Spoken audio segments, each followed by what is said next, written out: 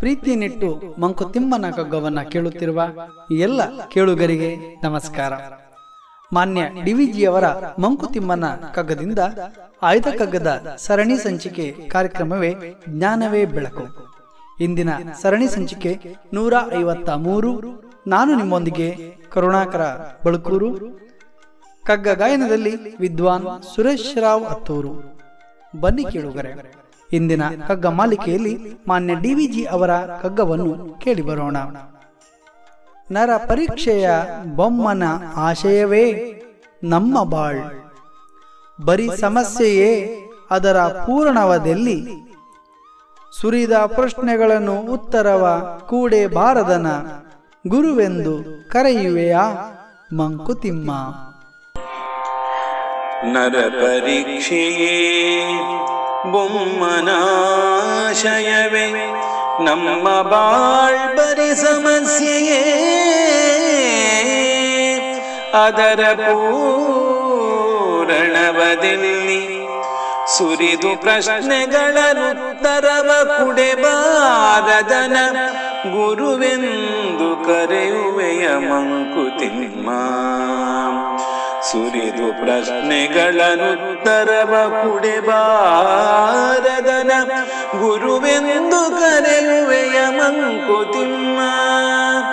ಗುರುವೆಂದು ಕರೆಯುವೆಯ ಮಂಕುತಿಮ್ಮ. ಬಂಧುಗಳೇ, ಈ ಭೂಮಿಯ ಮೇಲೆ ಹುಟ್ಟಿರುವ ಪ್ರತಿಯೊಂದು ಜೀವಿಗೂ ಕೂಡ ಅದರದ್ದೇ ಆದಂಥ ಸಮಸ್ಯೆಗಳು ಇರುತ್ತವೆ. ಆದರೆ ಈ ಸಮಸ್ಯೆಗಳನ್ನು ನೀಡುವಲ್ಲಿ ಆಗಿರಬಹುದು ಅಥವಾ ಸ್ವತಃ ಅನುಭವಿಸುವಲ್ಲಿ ಆಗಿರಬಹುದು. ಭಗವಂತನು ಹೊರತಲ್ಲ. ನಮಗೆ ಒಂದು ಕಷ್ಟ ಬಂದಾಗ ಅದರ ಬಗ್ಗೆ ಬಹಳಷ್ಟು ನಾವು ಪರಿತಪಿಸುತ್ತೇವೆ. ಆದರೆ ಆ ಭಗವಂತನಿಗೆ ಇಡೀ ಜಗತ್ತಿನಲ್ಲಿ ನಡೆಯುವ ಎಲ್ಲ ಆಗುಹೋಗುಗಳನ್ನು ನೋಡಬೇಕು. ಆರಂಭದಲ್ಲಿ ಹೇಳಿದಂತೆ ಪ್ರತಿಯೊಂದು ಜೀವಿಗೂ ಕೂಡ ಅದರದ್ದೇ ಆದ ಕಷ್ಟ ನಷ್ಟಗಳು ಇರುತ್ತವೆ. ಇದರಿಂದ ಕೂಡ ಮನುಷ್ಯನು ಹೊರತಲ್ಲ. ಈ ಭೂಮಿಯ ಮೇಲೆ ಇರುವ ಎಲ್ಲಾ ಜೀವಿಗಳಿಗೂ ಕೂಡ ಭಗವಂತ ಬೇರೆ ಬೇರೆ ಸನ್ನಿವೇಶಗಳಲ್ಲಿ ಇರಬಹುದು. ಕಾಲಕ್ಕೆ ತಕ್ಕಂತೆ ಸರಿಯಾಗಿ ಭಿನ್ನ ಭಿನ್ನವಾದಂತ ಕಷ್ಟ ನಷ್ಟಗಳನ್ನ, ಸಮಸ್ಯೆಗಳನ್ನ ಒಡ್ಡುತ್ತಾನೆ. ಕಷ್ಟಗಳು ಬಂದಾಗ ಎಷ್ಟೋ ಬಾರಿ ನಾವು ಆಡಿಕೊಳ್ಳುವ ಮಾತಿದೆ, ಓ ದೇವರೇ, ನನಗೆ ನೀನು ಇಂಥ ಕಷ್ಟವನ್ನು ಕೊಟ್ಬಿಟ್ಟೆ, ನಿನಗೆ ಸ್ವಲ್ಪವೂ ಕರುಣೆ ಇಲ್ಲದೆ ಹೋಯಿತೆ, ಎಲ್ಲ ನನ್ನ ಹಣೆ ಬರಹ. ಹೀಗೆ ನೋವಿನಿಂದ, ಮಾನಸಿಕ ವೇದನೆಯಿಂದ ಬಹಳಷ್ಟು ನೊಂದುಕೊಂಡು ಬೆಂದುಕೊಂಡು ಹೊರಹಾಕುವ ಮಾತುಗಳು ಸರ್ವೇ ಸಾಮಾನ್ಯವಾಗಿ ನಾವೆಲ್ಲರೂ ಕೂಡ ಕೇಳಿರ್ತೇವೆ. ಕಷ್ಟದ ಕ್ಷಣವನ್ನು ಪ್ರತಿಯೊಬ್ಬ ವ್ಯಕ್ತಿಯೂ ಕೂಡ ಅನುಭವಿಸಿರುತ್ತಾರೆ. ಬಡವನಿರಬಹುದು, ಶ್ರೀಮಂತನಿರಬಹುದು ಎಂಬ ಯಾವುದೇ ರೀತಿಯ ತರತಮ ಭಾವಗಳಿಲ್ಲದೆ ಭಗವಂತ ಬೇರೆ ಬೇರೆ ರೂಪಗಳಲ್ಲಿ, ರೀತಿಗಳಲ್ಲಿ ಕಷ್ಟವನ್ನ ಒಡ್ಡುತ್ತಾನೆ. ಸಣ್ಣವರಿಗೆ ಸಣ್ಣ ಕಷ್ಟ, ದೊಡ್ಡವರಿಗೆ ದೊಡ್ಡ ಕಷ್ಟ. ಇರುವೆಗೆ ಸಕ್ಕರೆಯನ್ನ ಕೊಂಡು ಹೋಗುವ ಕಷ್ಟವಾದರೆ ಆನೆಗೆ ಹೆಮ್ಮರವನ್ನ ಹೊತ್ತೊಯ್ಯುವುದೇ ಬಲು ಕಷ್ಟ. ಹೀಗಿರುವಾಗ ಈ ಜಗತ್ತಿನಲ್ಲಿ ಕಷ್ಟಗಳಲ್ಲಿ ಬೇರೆ ಬೇರೆ ಭಿನ್ನತೆಗಳು ಇರುತ್ತವೆ.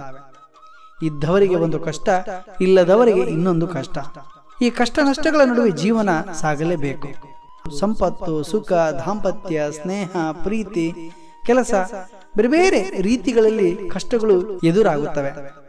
ಹಾಗಾದರೆ ಪರಿಪರಿಯಾಗಿ ಮನುಷ್ಯನಿಗೆ ಕಷ್ಟಗಳನ್ನ ನೀಡಬೇಕೆನ್ನುವುದು ಆ ಬ್ರಹ್ಮನ ಪೂರ್ವಕಲ್ಪಿತವೇ ಎನ್ನುವ ಪ್ರಶ್ನೆ ನಮ್ಮ ಮುಂದೆ ಹುಟ್ಟುತ್ತದೆ. ಮನುಷ್ಯನ ಬದುಕಿನಲ್ಲಿ ಬರೀ ಸಮಸ್ಯೆಗಳೇ ತುಂಬಿರುತ್ತವೆಯೋ? ಹಾಗಾದರೆ ಅದು ಅಂತ್ಯ ಆಗುವುದು ಯಾವಾಗ? ಹೀಗೆ ನಮ್ಮ ಮುಂದೆ ಎದುರಾಗುವ ಎಲ್ಲ ಪ್ರಶ್ನೆಗಳಿಗೆ ಉತ್ತರವನ್ನ ಕೊಡಲು ತಿಳಿದಿರುವವನು ನಾವು ಗುರುವೊಂದು ಹೇಗೆ ಕರೆಯೋಣ ಎಂಬ ಪ್ರಶ್ನೆಯನ್ನ ಮಾನ್ಯ ಡಿವಿಜಿಯವರು ಈ ಕಗ್ಗದ ಮೂಲಕ ನಮ್ಮ ಮುಂದೆ ಇಡುತ್ತಾರೆ. ಬಂಧುಗಳೇ, ನಮ್ಮೆಲ್ಲರ ಬದುಕಿನಲ್ಲಿ ಕಷ್ಟಗಳು ಬರುತ್ತವೆ. ಆದರೆ ಬಂದಿರುವ ಕಷ್ಟವನ್ನ ಬಹಳ ಇಷ್ಟದಿಂದ ಸ್ವೀಕರಿಸಿ ಆ ಕಷ್ಟವನ್ನು ಎದುರಿಸುವಂತ ಒಂದು ಮಾನಸಿಕವಾದಂತ ಮನೋಸ್ಥೈರ್ಯವನ್ನ ನಾವು ಬೆಳೆಸಿಕೊಂಡು ನಿರ್ಭೀತಿಯಿಂದ ನಮ್ಮ ಬದುಕನ್ನು ನಾವು ಗೆಲ್ಲಬೇಕು. ಯಾವುದೇ ಸಂದರ್ಭದಲ್ಲಿ ಕೂಡ ಹೆದರದೆ, ಭಯಕ್ಕೆ ಒಳಗಾಗದೆ ಆ ಸಮಸ್ಯೆಗಳನ್ನು ಹೋಗಲಾಡಿಸುವಂತ ಒಂದು ಚಾಕಚಕ್ಯತೆಯನ್ನ ನಾವು ಅಳವಡಿಸಿಕೊಳ್ಳಬೇಕು. ಖಂಡಿತವಾಗಿ ನಮ್ಮ ಬದುಕನ್ನ ಗೆಲ್ಲಲು ಸಾಧ್ಯವಾಗ್ತದೆ. ಬಂಧುಗಳೇ, ನಾಳೆ ಇನ್ನೊಂದು ಕಗ್ಗದೊಂದಿಗೆ ಬರುತ್ತೇವೆ. ಅಲ್ಲಿಯವರೆಗೆ ನಮಸ್ಕಾರ, ಶುಭ ದಿನ.